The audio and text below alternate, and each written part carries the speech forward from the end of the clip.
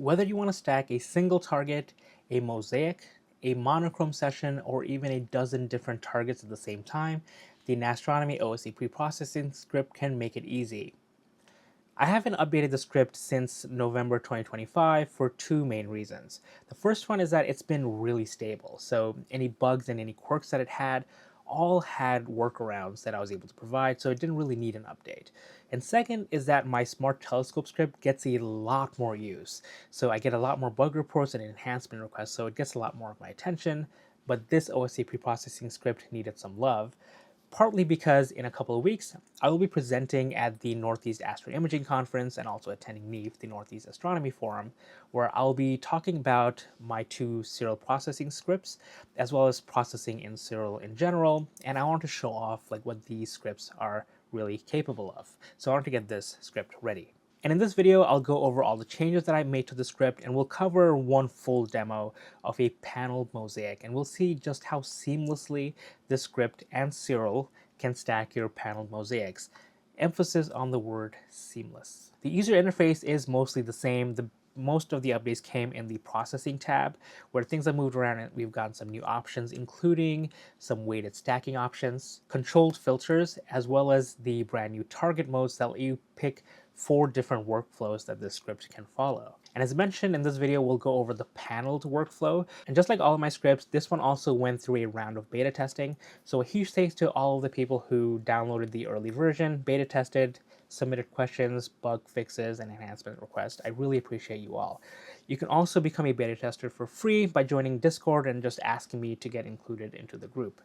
You can also become an automatic beta tester by joining these wonderful people who support me on Patreon, on Buy Me a Coffee, and on YouTube. They get automatic, free, and early access to all my beta testing scripts. But again, beta testing is free. Join Discord and you can join them as well. So we're about to get to the demo, and I would encourage you to watch the whole thing. I go through every single option on the screen, and I think I'll answer a lot of your questions before you even have them. But of course, if there's something that I'm not clear on, and if you have more questions, always reach out. You can find me in the comments below, on social media, on Discord. Let's dive in and see how panel mosaic works, and we're going to take a very special look at a wide mosaic from the Large Magellanic Cloud in the Southern Hemisphere. All right, let's do a quick demo. So first, in order to install the script, you'd go to Script, Get Scripts, and here just search for NAS, and it'll be the oscpp.py script. You make sure this is checked, and you click on Apply, and it will automatically update and download for you if it's not already downloaded. And then to run it, you'll go to Scripts, Python Scripts, Preprocessing, and then it'll be Naztronomy OSC pp.py. If it's not in the preprocessing directory, if it's somewhere else, like I have one in custom Siril scripts or in Siril scripts, then you're probably using a manually installed version of this. You can get rid of that wherever you have it installed and just use the preprocessing one to get the latest production version. So let's run that. So this is the interface. This is exactly the same as the last time we took a look at the script back in October. So this window hasn't changed, and you can see that my current working directory is set to this OSCPP demo. I'll show you that it is an empty folder here. There's nothing here. If you want to run the script, I do recommend always trying to run it in an empty directory so that it doesn't interfere with whatever else you have going on. And since it does do cleanup, you may end up losing data if it needs to clean those up during the process. The only difference you'll see here on this screen is the bottom section here, where we have the save presets and load presets with a drop-down button, where you can also save as. It'll save this as a JSON file. You can name it whatever you want, and you can load from another JSON file from another session. So I can go back. So here are a bunch of JSON files that I was playing with earlier just to test this whole save as, load as. And if I click on this one and click on open, you'll see that it automatically loaded all of my lights. I have 10 sessions here, as well as in the processing tab here, it loaded all of my checkboxes. So that's pretty handy. And then if you want to get rid of this, you just click on reset everything, and you can get rid of those.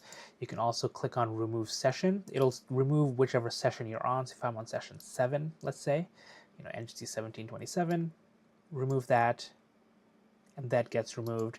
So session 7 is now something else, right? So session 7 got removed. You can also select individual files here, click remove selected files to remove them. You can also hold and click shift and select multiples of these, remove those. You can also click and drag and remove. I believe the workflow is a little bit different, or the shortcuts or the way you select is a little bit different on Macs. If people using Macs can give me feedback on how this is working, I would greatly appreciate it.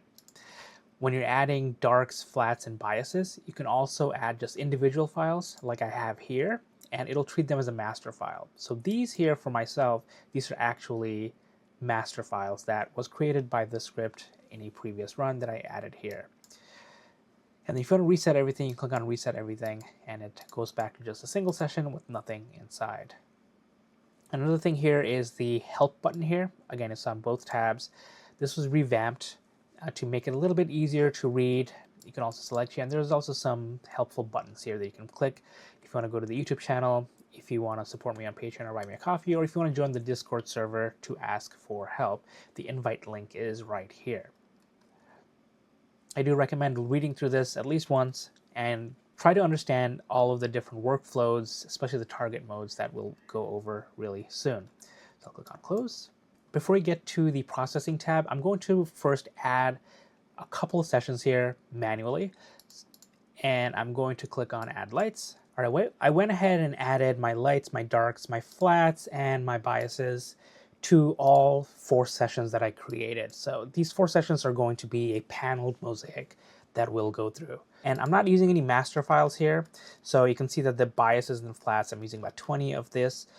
Biases, I'm actually using dark flats. So if you have dark flats or biases, you use the add biases button here and add that in there.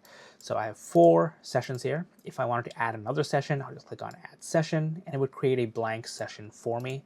You know, all the other data is still there. If you want to remove a session, you click on remove session, and now I have my 4 sessions. Okay, so this is pretty straightforward. This is the same as before. I hope this is self-explanatory. You cannot drag and drop yet. That is something that I want to work on at some point with this UI. But it gives you a list of all the files. I have 31 files here, 31 lights there, 20 something here, 24. So it's a lot. It's quite a bit of data from the southern hemisphere. Okay, now we're going to go to the processing tab. This is where most of the changes has happened. Another thing I didn't show you is, so this is now in a scrollable area here, and you can expand and compress the UI as you need. There's a minimum weight, height, and width requirement here, and this is a little bit different. So let's go from the top to the bottom. So clean up intermediate files, I put it all the way up here. So as it starts to process these sessions, it'll clean up the intermediate files as it goes. So it'll save some space. I do recommend checking this unless you're trying to debug or you want to keep holding on to the individual session data. Background extraction is always a good idea. It'll remove background gradients from each of your frames, which actually does a lot of wonder for the quality of images. I do like using drizzle even on OSC data. I prefer doing at most 1x drizzle, and then my pixel fraction is 0.9 pixels. Sometimes I'll also stick to just 1 pixel, but 0.9 I feel that just a little bit of a drop shrink gives me an increased quality in the drizzle that I get. Next thing in the filter options settings, so before we had all of these would be on at the same time or be off at the same time. So now you can turn them on and off as you please. And one cool thing here is that, so now you can switch between percentage and sigma. Depending on what you're comfortable with, it defaults to sigma, which is the standard deviation. You can also do percentages, whichever is easy for you. And this will only use the filters that are checked. So use as many as you'd like. I'm just going to use one. I'm going to use filter star count, and I'm going to keep it simple. I'll use percentages. Uncheck this, and then I'll do like 95% of those frames. You can also filter by background. Scrolling down under stacking settings, we have the feathering option. As always, feathering too many frames can cause issues. I don't have a lot of frames here. It's like, I think it's like 60 or 70. Feathering this is fine. You want to enable feathering if you're doing a paneled mosaic, because you want to be able to feather those edge artifacts away. And I'm doing 80 pixels. It's kind of aggressive, but Again, this is just a test and actually gives me really good results. You can also do weighted stacking, and you can choose between number of stars, weighted FWHM or full width half max, and noise. I really like doing weighted FWHM because it does weight the full width half max pretty well. A lot of people have great success with number of stars and noise. Next, we have the save calibrated lights. So if you select this, it'll create a new folder called collected lights, and it'll save all of the calibrated light frames in there. So it'll be like pp_lights, all of them in that one directory, and then you can use those to stack later on. So you don't have to save your bias, flats, and dark frames if you're using it. Oh, I'll also mention that I don't have dark frames here. I basically just stopped using dark frames because we're dithering every frame, and that helps a ton with thermal noise and walking noise. So no darks here.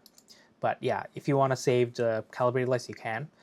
For my panel mosaics, I don't care as much. I have like a huge NAS server, so I save all my raw data anyway, but I know people will have use for this.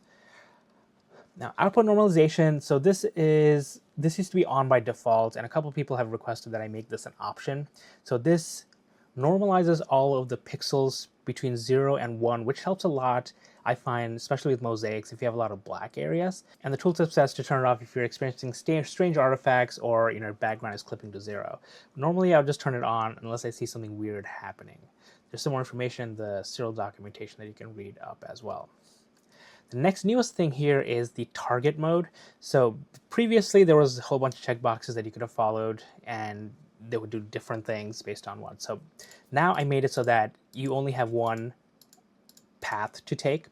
So single target means all of your sessions, these are all going to be the same target, right? So I'm doing the Tarantula Nebula region here. So like Tarantula Nebula session 1, Tarantula Nebula session 2, 3, and 4. Like they're all in the same object.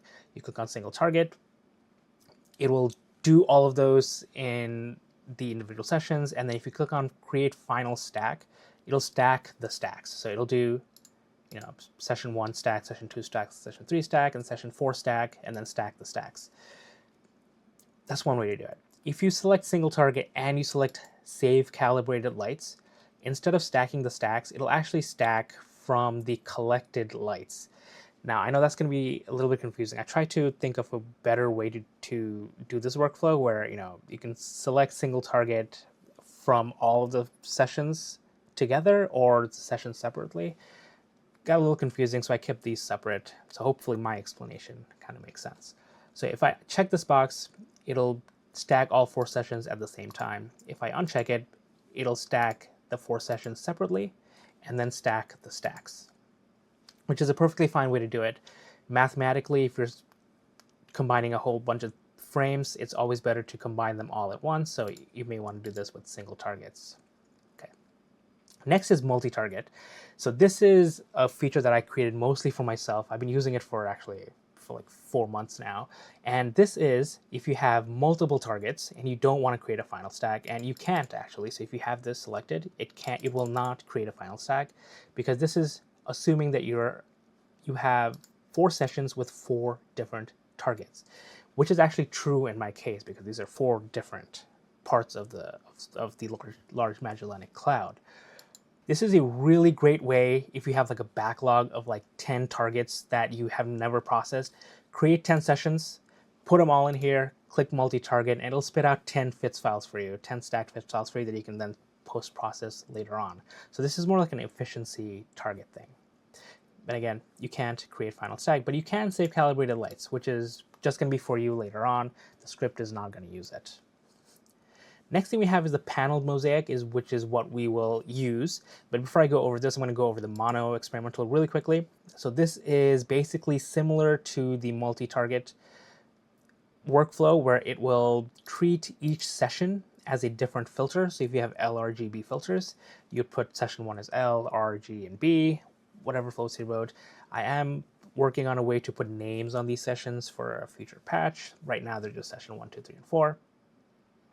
And then you cannot create a final stack. So when you click start processing, it'll stack each of those filters individually, and then it'll also create a registered sequence for you later on that you can combine pretty easily. So the last video I uploaded back in October has a mono workflow demo, so I recommend watching that. This workflow has not changed at all, just how you enable it. All right, talking about panel mosaic. So the panel mosaic is very similar to the multi-target mosaic, where each of these sessions are stacked separately, except if you go look here, you'll see that it says the checkbox is selected create a final stack. So it'll do those separately and then it'll combine them in a final stack. So it'll plate solve all those stacks. It will normalize the overlap, so that one is done automatically.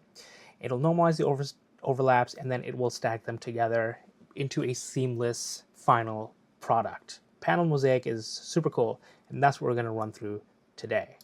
I think I went over all of this from top to bottom. There are tooltips everywhere, and again, help if you need it. You can always reach me. For now, these are all my settings. I am going to click on Save Presets, or actually I'll click on Save As Presets, and I'll show you what I mean. You see that it created a new presets directory for me automatically. I'll just say, test preset. Click OK. There you go. It saved the presets. You'll see it in the logs. If I click on Load From, you'll see that presets is not there. There's a presets directory there. So that's handled automatically. And I'm going to start processing. Let's take a look at what those folder structures looks like as it's processing.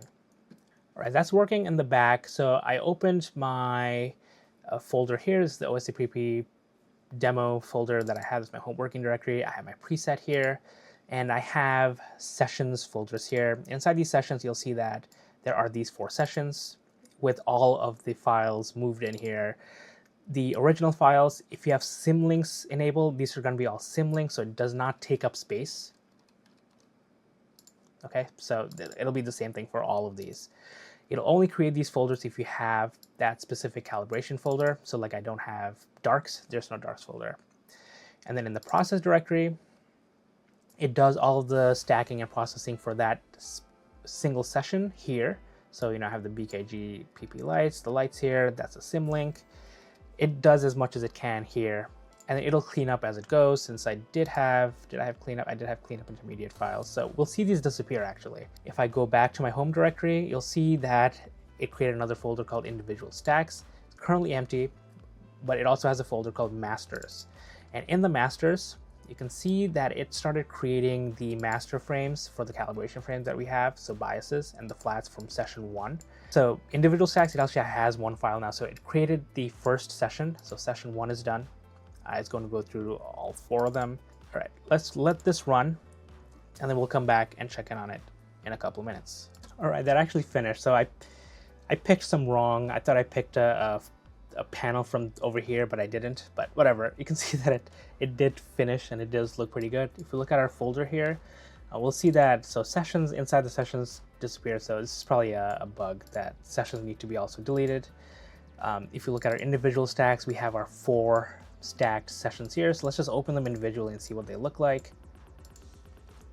There you go. This is 1 session,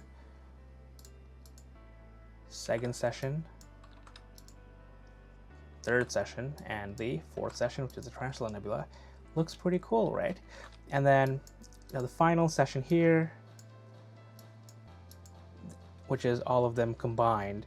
And you can see that you can't really see anything in the seams, right? So like where the panels end, and that's the whole normalization overlaps, the feathering, the non-weighting, and there's also no pixel rejection at the very end. So and the one thing I did forget to mention is that when you do paneled mosaics, the individual sessions here, these are cropped down. So like if I open one of these again, these are cropped down, so you can see that there is no like edge artifacts here because it is using a cropped down reference frame instead of a maximum reference frame that we normally use for mosaics. So if you're doing a paneled mosaic, the individual sessions here cannot be mosaics. Well, they can be mosaics, but they'll just get cropped down to a reference frame, so you lose extra data if you were expecting it. So, and yes, I do have panels for the entire area. I just didn't want to stack them for this demo here.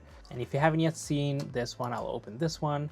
So this is linear. So this is the Tarantula Nebula that I actually edited from a larger stack that was stacked using this exact script here. That's the demo of this. If you have any questions on this, do let me know. Check out the help documentation. Join Discord, ask for help. Always have your logs ready. And to get your logs, I'm going to show you this once here. Close this. You click on this little download button here, export the log. It'll send me all of this information, which I will use to figure out what's going on with your setup. I hope that was useful, and I know that Cyrillic is back. I haven't had the opportunity to test that out yet, but if you've tried both, I'd love to hear your feedback, see like where Cyrillic is working, where my script isn't, and vice versa. I'd love to get feedback on how to improve the script and the workflow. Again, if you have any questions, please reach out. If you want to join the beta testing group, join Discord and let me know. Also check me out on Patreon, buy me a coffee, and right here on YouTube if you'd like to support me, my work, and this channel. I hope to see you at NEAC and or NEAF, and until next time, clear skies.